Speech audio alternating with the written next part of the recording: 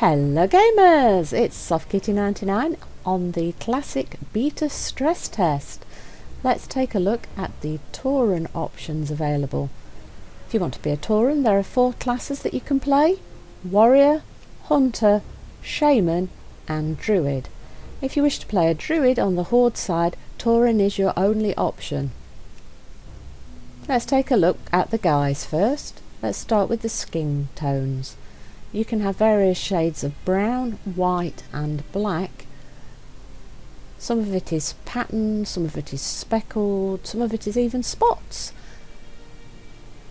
So that is quite close to the white variation, and then you've got the all black variation. And the Tauren model of course is the largest one in game, so if you want to be the biggest model in game, you want to be a male Tauren. Sometimes male Taurens have trouble getting through doors, so that can be fun again on the classic when we get to play it again. And then you've got splodgers, and then you've got a lighter version of the brown, a sort of greyish version of the black, I mean not brown. And there you've got the spotted version, and there you go back to the brown, see, so you can have all brown, a little bit of white, more white, and then various different patterns down to the speckled and then down to the greys.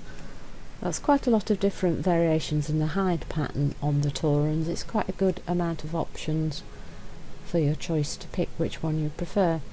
Now the faces, especially for the men, I always find a little bit difficult to see it on this screen because you just can't zoom into the face. So there, look, you've got a very plain flat muzzle, and then there you've got like a line down the centre, and then that one's almost all black all the way across the nose, and there you've got like little lines on your forehead there, and then you've got lines down the forehead and down the side of the nose, and then you've got that flat base pattern again right in the centre. So it's quite a subtle variation. You have to look quite closely to see the variations, so you might have to look at it a couple of times to decide which version you would like for the face, because you've got to kind of decide which version you prefer. Let's take a look at the horns. See, that's the biggest version, and that's the curved big version. This comes slightly further forward, like it's protecting the sides of your face.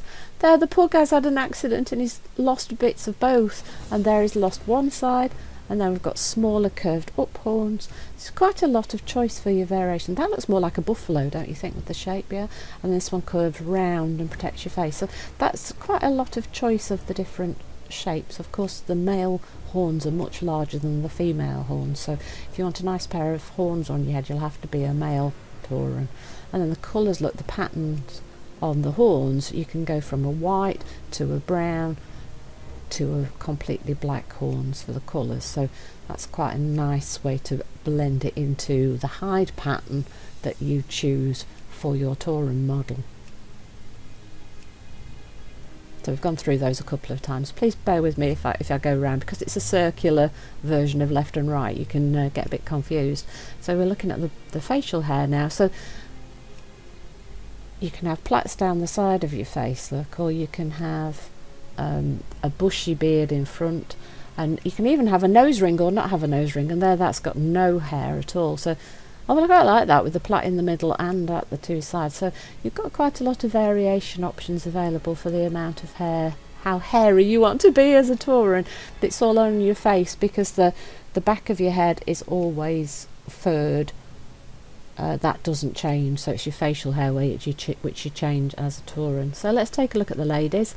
Skin colour patterns are going to be the same types of patterns as the males. So you've got from a variation of the pale brown, there's got the splodgers and the spots, and then you go through the various different shades. That one's striped and splodged, and then almost white there in that version, and then you go to the greys and blacks. So you can have the whole black hide, or you can have the spotted with the white underneath, and then the greyer versions all grey, and then add a bit of white in with the splodgers. So the splodge pattern is quite a traditional sort of cow pattern, isn't it? So it's very, very well thought out, the variations that are available to you. It's because the different breeds of cows, some have got splodgers and some have monotone colours, aren't they, with the browns and the blacks. So you've got quite a lot of the patterns that follow the traditional cow pattern designs on real life cows, don't you? Quite like it actually. And the girls of course look a lot smaller in game as well, so the girls tend not to have such a problem getting through doors, unlike the male Taurens. Now hold your face still, dear, we can't see your face very well. Okay, so yes, you have to wait for her to stop moving. See there, she's got patterns on her cheeks, like splodge patterns on her cheeks for one of those there, you see, and then different variations of lines on the top of her nose and on her forehead. Because she keeps moving around, it can be a little bit hard to see all the different variations there, look. So that's quite a plain nose, and there you can see she's got the marking down the centre of the nose on that one, and there on the cheeks as well as on the nose and on her forehead. See, she's got stripes on her forehead there as well, and then here she's got no marking on her nose, but she's still got the stripes on her forehead. So you have to look quite closely to see the variations for when you're picking which one you're going to want to go for. So I've gone through these a couple of times with that circular move. Let's take a look at the horns. So you see the ladies' horns are a lot smaller, look, but you do have the variation in the direction that they move. So they can point up, they can point forward, and some of them have got more curve than the others, and some of them, there, see, that one's very curved at the top, and this one, look, is shorter, and that one's longer, and that one curves slightly forward, and that one curves up, and that one again comes slightly forward, and that one's bigger but up a little bit. And then we look at the colours. You've got the same variation as the guys did. You've got a pale one, a brownish shade, and then the dark one, so that you can match the horns to your hide colour or make them distinctly a different colour if you like. So that's a choice that you've got for which one you want to go for. So let's take a look at the lady's hair. Again, you've got the mane on the back of your head, but you've got variations in your hair at the side. So there she had tufted, and there she's got nothing. And there are some plait versions as well, I think. Yeah, there you see, there's the long plait down the sides. And there's like a circular braid. That always reminds me a little bit of Princess Leia in the original Star Wars movie, where she had that big circular braid at the side of her head. And there you've got the shorter pigtails, and there you've got the tufty little pigtails, and then back to the nothing again, and back to the braids. So you've got quite a lot of choice there on what you want to look like. So hopefully that gives you an idea of what you might want to make in game when we get to play it on August the 27th for real. So let's take a look at the introductory sequence for the Taurens. As I say, it's years since we saw this. It changed in the Cataclysm so that we got a new introductory sequence for creating your new characters. So I'll be quiet while this plays so that you can hear it, and I'll be back to sign off afterwards.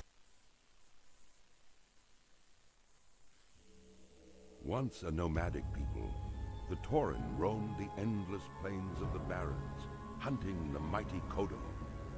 Scattered across the land, the wandering tribes were united only by their common hatred for their sworn enemy, the marauding Centaur. Seeking aid against the Centaur, the great chieftain Cairn Bloodhoof befriended the savage Orcs who had recently journeyed to Kalimdor. With the Orcs' help, Cairn and his tribe were able to drive back the Centaur and claim the grasslands of Mulgore for their own. Upon the windswept mesa of Thunder Bluff, Cairn built a refuge for his people. Over time, the scattered tribes united under a single banner.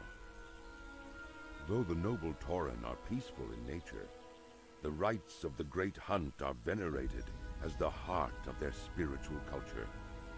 As a tribesman of Mulgore, you must test your skills in the wild and prove yourself in the Great Hunt.